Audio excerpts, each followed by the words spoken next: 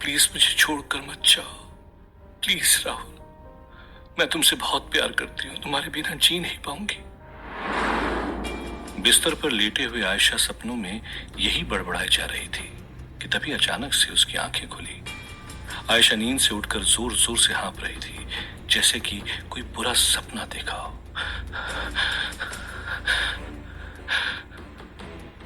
आयशा ने जब आसपास नजरें घुमाई तो वो खुद को अपने कमरे में पाकर चौंक गई थी।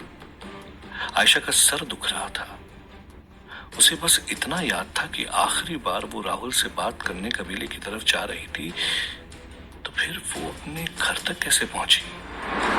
क्या राहुल की शादी, वो कबीला सिर्फ एक सपना था? तभी आयशा के हाथ उसके सर पर पहुंचा जहां चोट का निशान था। आयशा को यकीन हो गया था कि राहुल की शादी कोई सपना नहीं था।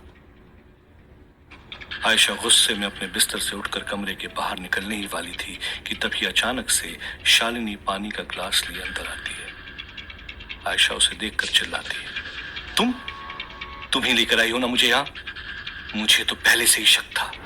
तुम चाहती ही नहीं थी कि मेरी और राहुल की कभी शादी हो।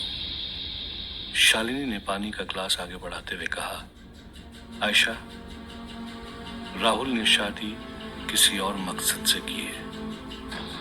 तुम पानी पियो, मैं तुम्हें समझाती हूँ। आयशा ने शालिनी के हाथ से वो ग्लास छीनकर फेंक दिया और कहा, राहुल ने मुझे धोखा दिया है, इसलिए वो मेरे सामने नहीं आ रहा है। मुझे सिर्फ राहुल से बात करनी है। कहाँ है राहुल? आयशा गुस्से में अपना आपा खो बैठी थी। शालिनी ने उसे समझाया कि बस 2 दिन में राहुल वापस यहाँ आ जाएगा, फिर जो भी बात करनी है वो सीधे राहुल से कर सकती है। आयशा ने मनी मन ठान लिया था कि वो किसी भी हाल में राहुल के पास पहुंचकर उससे बात करेगी। इसलिए उसने शालिनी से झूठ मूठ कह दिया कि वो 2 दिन तक राहुल का इंतजार करने के लिए तैयार थी। शालिनी ने आयशा को कमरे में आराम करने के लिए कहा और शालिनी किसी जरूरी काम से घर से बाहर चली गई थी। शालिनी के जाते ही आयशा ने वापस कच्छ जाने के लिए आर्यन को फोन किया, पर आर्यन बार बार घंटी बजाने पर भी अपना फोन नहीं उठा रहा था। आयशा को राहुल तक पहुंचने की इतनी जल्दी थी कि उसने अकेले ही कच्छ जाने के लिए टैक्सी बुक कर दी थी। आयशा को राहुल की बेवफाई का कारण जाने बिना चैन नहीं मिलने वाला था, पर आयशा को समझ नहीं आ रहा था कि आखिर आर्यन कहाँ गायब हो चुका था। मुंबई शहर के अंडरवर्ल्ड में कई ऐसे गैर कानूनी काम होते थे जिनकी भनक ना तो आम आदमी को थी, ना ही पुलिस वालों को। आर्यन लंबी जैकेट और हुडी पहना हुआ एक भारी भरकम बैग टांगकर शहर के अंडरग्राउंड हिस्से में चुपचाप चले जा रहा था। आर्यन ने अपने फोन पर आयशा कॉलिंग देखकर भी फोन नहीं उठाया। आखिर जो काम वो करने जा रहा था वो उसके लिए आयशा से कई ज्यादा जरूरी था। लोगों के मारपीट की आवाजों के बीच आर्यन एक छोटी बॉक्सिंग रिंग के पास आ खड़ा हुआ था, जहां 2 भारी भरकम पहलवान एक दूसरे का खून निकालने के लिए बेताब थे। वो जैसे एक दूसरे को घूसा मारते, लोग हाथों में पैसा लिए उन पर बोली लगाने लगते। अपने सामने इस तरह का जानवरपन देखकर आर्यन सहम गया था। आर्यन मुड़कर वापस जाने ही लगा था कि तभी एक जानी पहचानी आवाज ने आर्यन का नाम पुकार कर कहा, आर्यन, जो देने आए थे वो दिए बिना जाने नहीं दूंगी। आर्यन ने पलट कर देखा तो ये आवाज माया की थी। माया, जो रोज अंडरग्राउंड में बॉक्सिंग मैच करवाती थी। पूरे अंडरग्राउंड में माया का अलग ही दबदबा था, पर इस वक्त वो सूट बूट नहीं बल्कि छोटी हॉट पैंट्स और टाइट टी शर्ट पहने हुई थी। आर्यन ने तुरंत अपना बैग निकालकर माया के कदमों में रख दिया। आर्यन ने कहा, आपको जो चाहिए था मैं ले आया हूं, अब बस मुझे अपना इनाम दे दीजिए।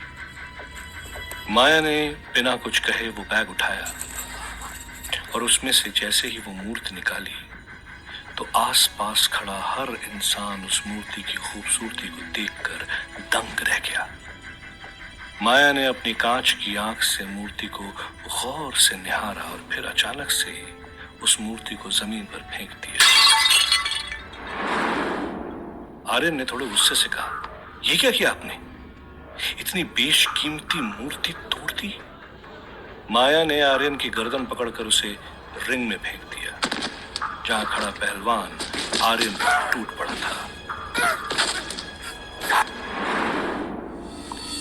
शालिनी जब आयशा के घर से निकलकर बाहर जा रही थी तो दूर खड़ा कमिश्नर उस पर नजर रखे हुए था। कमिश्नर यह मास्टर के कहने पर आयशा से मिलने आया था, पर वो नहीं चाहता था कि यह बात किसी भी तरह राहुल तक पहुंचे। इसलिए शालिनी के जाते ही कमिश्नर ने किसी को फोन पर कहा कि हेलो, मेरे लिए काम करना होगा। तुम्हारे अलावा किसी और पे भरोसा नहीं कर सकता। काम छोटा है पर बहुत जरूरी है।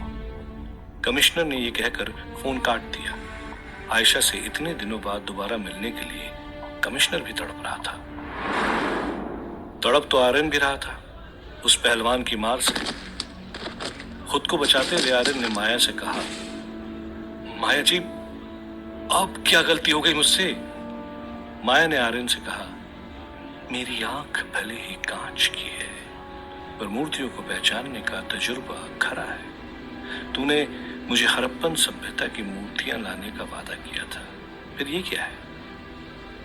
आर्यन जानता था कि उसने ये मूर्ति चंद्रवंशियों से उठाई थी। हो सकता है ये सच में हड़प्पन सभ्यता की मूर्ति ना हो। आर्यन सोच ही रहा था कि पहलवान ने उसे सर पर उठा लिया और उसे फेंकने के लिए माया के इशारे का इंतजार कर रहा था। आर्यन ने अपनी जान की भीख मांगते हुए माया को भरोसा दिलाया कि अगली बार वो किसी भी हाल में हड़प्पन सभ्यता की मूर्ति ही लेकर आएगा। माया ने पहलवान को आर्यन को छोड़ने का इशारा किया और आर्यन से कहा कि माया को उल्लू बनाया तो जान से जाएगा, समझा? आर्यन हड़बड़ी में अपना बैग उठाकर अपनी जान बचाते हुए वहां से बाहर आ गया था। आर्यन ने माया से वादा तो कर दिया था पर उसे भी नहीं पता था कि अब वो कैसे उस हड़प्पन सभ्यता की मूर्तियों को ढूंढेगा। दूसरी तरफ राहुल को ढूंढने के लिए आयशा अपना बैग पैक करके घर से निकलने ही वाली थी कि तभी राहुल की मां ने आयशा को रोक लिया और कहा, आयशा, तू कहां जा रही है? तूने तो कहा था कि शादी की तैयारी करेगी। शादी का नाम सुनते ही आयशा के दिल में जोर से दर्द उठा। आयशा राहुल की मां को उनकी बेटी की करतूत बता देना चाहती थी पर वो रुक गई। बिना राहुल से बात किए आयशा उसकी मां का दिल नहीं तोड़ना चाहती थी। इसलिए आयशा ने पलट कर कहा, राहुल के पास जा रही हूं आंटी, कुछ जरूरी चीजें क्लियर करनी है। ये सुनकर राहुल की मां को अजीब तो लगा लेकिन फिर भी उसने आयशा को जाने दिया। आयशा रास्ते पे खड़ी अपनी टैक्सी का बेसब्री से इंतजार कर रही थी। तभी एक पुलिस वैन आयशा के सामने आकर रुक गई, जिसमें से एक पुलिस वाले ने उतरकर आयशा को अपना आईडी कार्ड दिखाते हुए कहा, आप ही आयशा है ना मैडम? आयशा ने हैरानी से कहा, हाँ, क्यों? पुलिस वाले ने कहा, आपको हमारे साथ थाने चलना होगा, वहीं जाकर सब पता चल जाएगा। आयशा कानून जानती थी।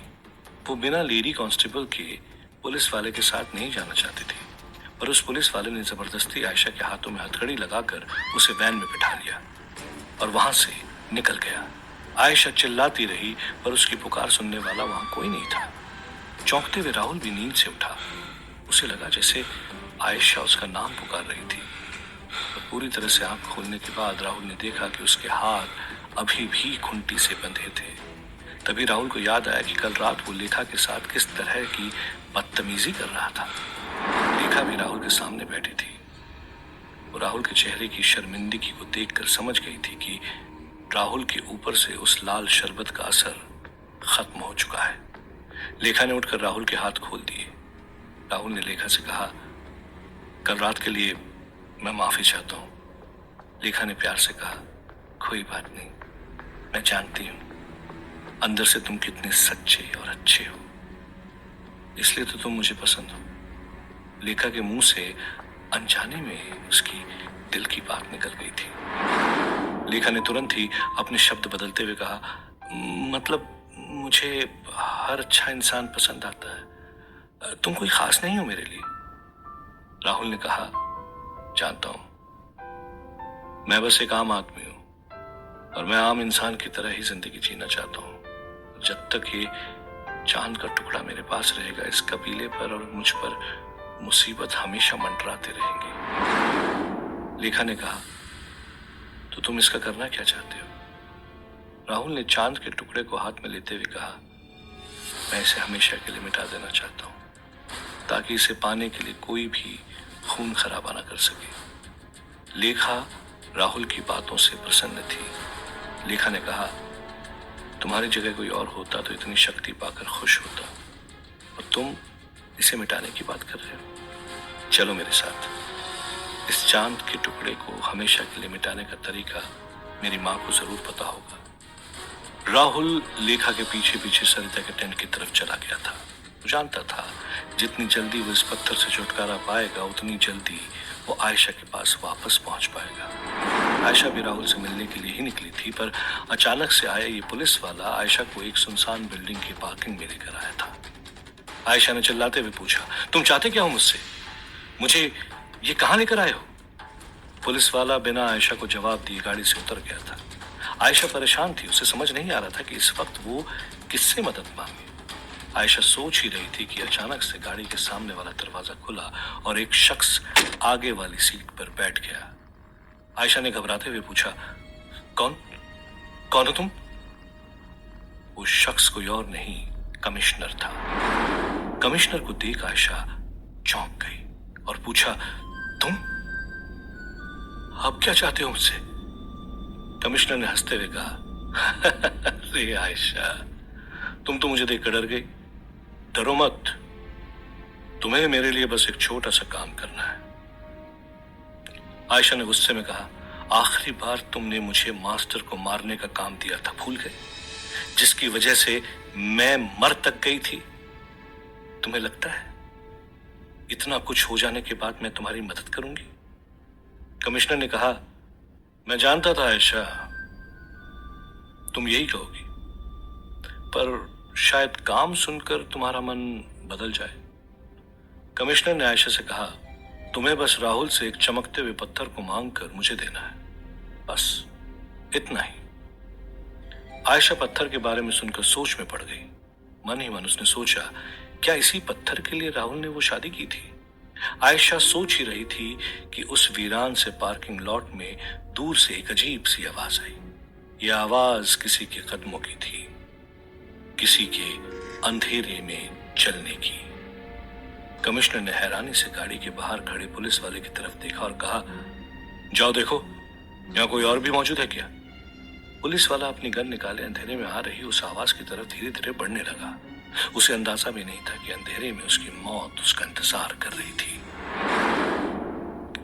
अंदाजा तो राहुल को भी नहीं था कि सरिता पत्थर को तोड़ने की बात पर कैसी प्रतिक्रिया देगी, पर राहुल के अपेक्षा के विपरीत सरिता ने कहा, इस कबीले का नियम है कि यहाँ वही होता है जो यहाँ का राजा चाहता है।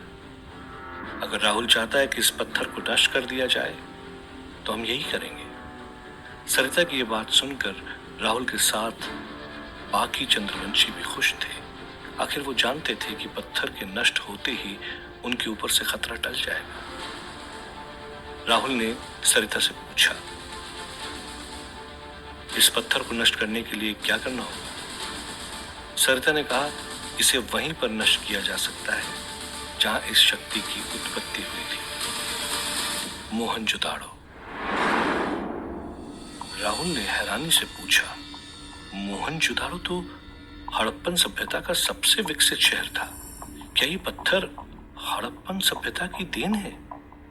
सरिता ने कहा, हाँ, तुम और हम चंद्रवंशी भी हड़प्पन सभ्यता की ही वंशज हैं। ये सुनकर राहुल को पहली बार खुद पर गर्व महसूस हुआ, पर तभी राहुल को ध्यान आया कि मोहनजोदाड़ो तो पंजाब के सिंध इलाके में था, जो आज के नक्शे के हिसाब से पाकिस्तान में था। राहुल ये सोचकर ही परेशान हो गया था कि अब किस तरह बॉर्डर पार करके पाकिस्तान जाएगा। उसे कुछ समझ नहीं आ रहा था। इस वक्त राहुल को आयशा की बहुत याद आ रही थी। आखिर जब भी राहुल किसी मुसीबत में फंसता तो वो सबसे पहले आयशा से ही सुझाव लेता था, पर अब चाहते हुए भी वो आयशा से बात नहीं कर सकता था। बार बार आयशा की याद राहुल को अब सताने लगी थी। आयशा को भी कार में बैठे चिंता सता रही थी। पहले तो ये कमिश्नर ने उसे पकड़ लिया था, और अब कोई अनजान शख्स इस वीरान पड़े पार्किंग लॉट में घूम रहा था। कौन था वो और क्या चाहता था? आयशा की तरह कमिश्नर भी हैरान था। वो उत्सुकता से उस पुलिस वाले को अंधेरे में जाते हुए देख रहा था और अचानक से एक परछाई ने उस पुलिस वाले को अंधेरे में खींच लिया। ये देख आयशा दंग रह गई थी। कमिश्नर ने कहा, न जाने कहां कहां से चले आते हैं मरने के लिए। कमिश्नर गुस्से में गाड़ी से बाहर निकला और जैसे ही अंधेरे में पहुंचा तो वो भी देखकर दंग रह गया था। अंधेरे में शालिनी उड़ रही थी। उसके हाथों में बाल थे। उसका शरीर आधा शालिनी का था और आधा नरक दूत का। कमिश्नर ने चौंकते हुए कहा, नरक दूत? तुम्हें तो मास्टर ने मार दिया था, फिर तुम कैसे? नरक दूत ने हंसते हुए कहा,